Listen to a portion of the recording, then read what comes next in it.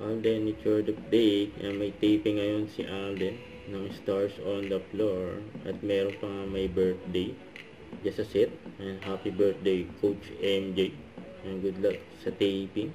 Ito pa yung mga picture ni Alden sa event ng McDo at sa opening ng Isco Bolini na nagkaroon pa nga ng showroom. Nakasama niya dyan sila Tony Gonzaga, sa si Pauline Luna at marami pang iba.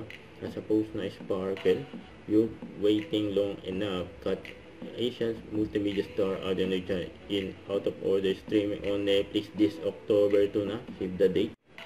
As a post ng White Flowers Philippines, sabi hello, love, goodbye to headaches, dizziness and colds and stress with white flower ni Alden, yun no. Solid yan. Sa ito pa yung IG story ni Daddy Bay ay nag-workout.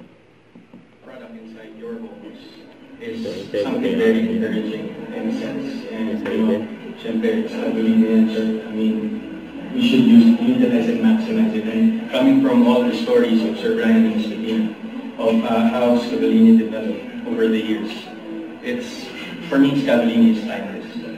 So I don't have to really think of, a lot of improvements in terms of the kitchen when I wanted Scavellini to be part of my home, because I know that it will last a lifetime.